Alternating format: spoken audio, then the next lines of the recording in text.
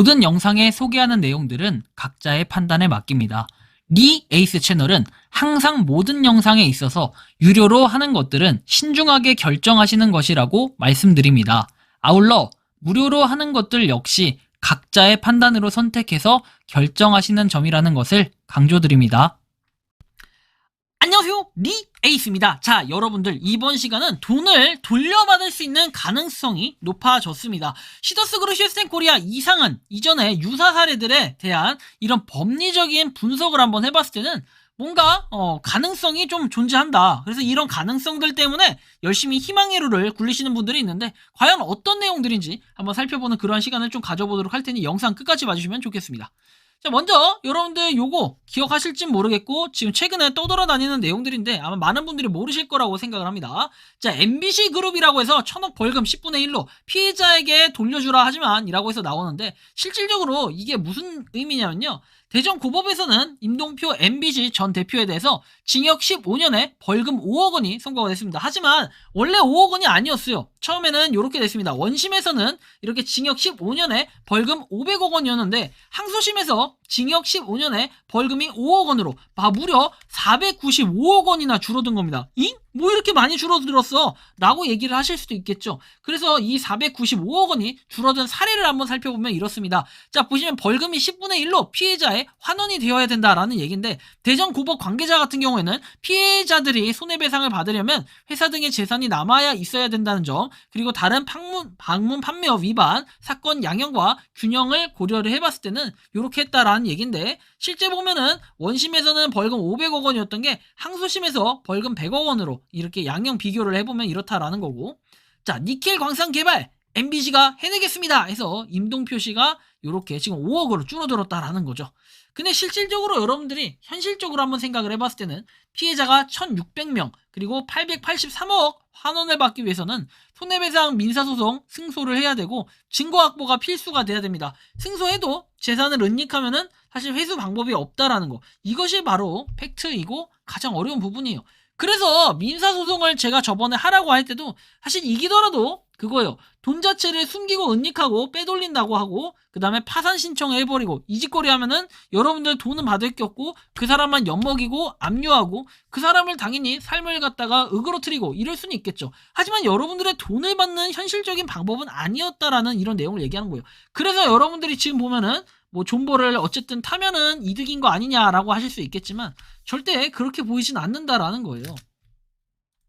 좀 더 추가적인 내용을 보면은 자, 본인 명의 재산이 아니면 집행이 안 되거든요. 기본적으로. 그래서 기대하기 어려운 경우가 보통 많다는 이야기고요. 해서 나오죠. 그래서 집행 자체가 안 된다라는 거고.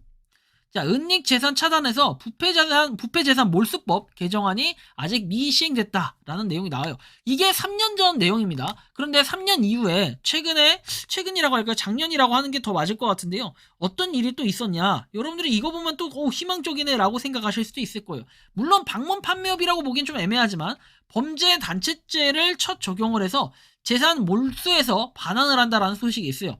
보면은 건축왕 일당의 범죄단체죄 첫 적용을 했다라고 돼 있죠. 자, 그래서 경매 장사꾼입니다. 이거 여러분들 아시죠? 자, 그래서 여기 보면은 이렇게 실제로 뭐 1지구 개발사업 투자 양해각서 체결식이라고 내용이 나오는데, 자, 보시면 남씨 일당 전세 사기 규모라고 해서 빌라 등 주택의 533채, 보증금은 430억 원이라고 돼 있어요. 범죄 단체죄를 첫 적용을 했다는 거고 이제 재산이 몰수되는 이런 순간인데, 자, 주범, 재무 담당자 등 18명에 적용이 된다는 거예요.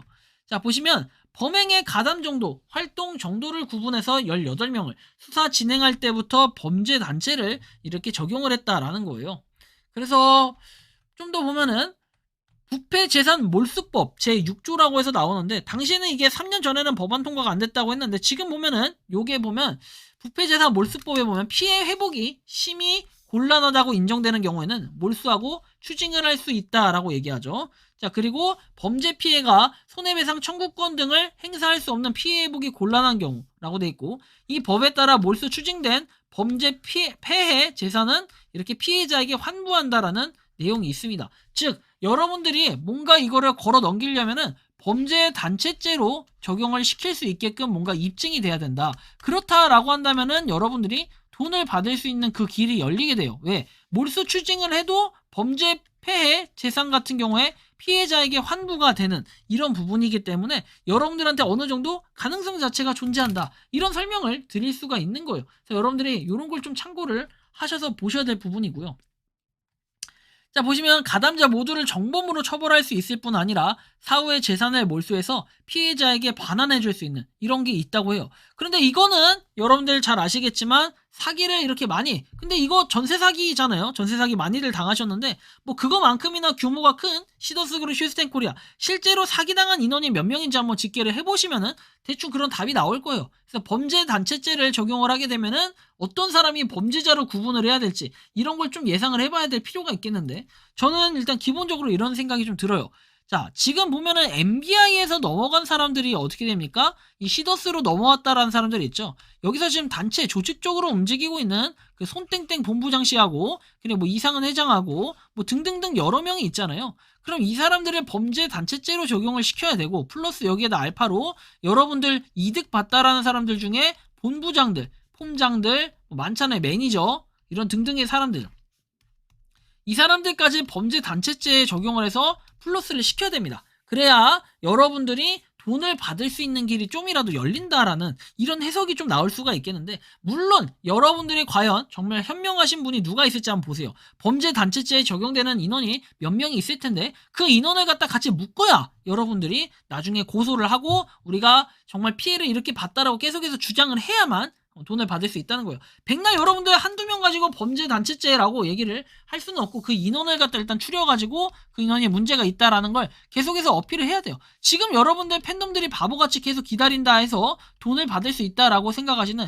이런 부분들, 그리고 비대위가 여러 개로 나눠진 부분들 때문에 어떻게 합니까? 합심을 할 수가 없는 이런 상태가 돼버렸습니다. 그렇다면 앞으로는 어떻게 해야 될까요? 여러분들이 돈을 돌려받을 가능성은 점점 더 낮아지고 있다는 거예요. 이 비대위를 일단 모여가지고 합체를 해서 뭔가 얘기를 하고 대화를 해서 똘똘 뭉쳐야 되는, 우리는 하나다라는 마인드는 결국엔 우리가 피해자라는 이런 내용을 얘기해야 되는데, 이 피해자라고 주장을 하기가 참 어려워요. 그럼 이걸 입증하려면은 진짜 찐 피해자분들, 나는 본전 이상 뽑지 못했다 이런 분들이 모여가지고 대책 회의도 하고 논의도 해서 진짜 실질적인 움직임을 할 수 있는 사람들이 구성이 되어야 이런 부분이 좀 더 진척이 되고 개선이 있을 거다라는 생각이 좀 드는데요. 여러분들이 생각하는 이 시더스그룹 슈스텐코리아 다른 사례들과 비교했을 때 어떻다고 생각하는지 자유롭게 여러분들의 의견을 댓글로 남겨주시면 좋겠다라는 말씀 드리며, 이번 영상은 여기서 마치는 걸로 하겠습니다. 도움이 되셨다면 구독과 좋아요, 알림 설정 부탁드리겠습니다. 리 에이스였습니다. 감사합니다. 평소에 궁금하셨지만 내가 시도해보기 어렵거나 시간 낭비하고 싶진 않고 새로운 제보를 해주실 분들께서는 아래의 주소로 메일을 보내주시면 제가 해결해드리겠습니다. 단톡방은 유튜브 검색창에 소통창구를 개설했습니다를 검색해주셔서 확인하시면 됩니다. 아울러 채널 멤버십 가입 시 다양한 혜택을 누리실 수 있으니 참고해주시기 바랍니다. 시청해주셔서 감사합니다.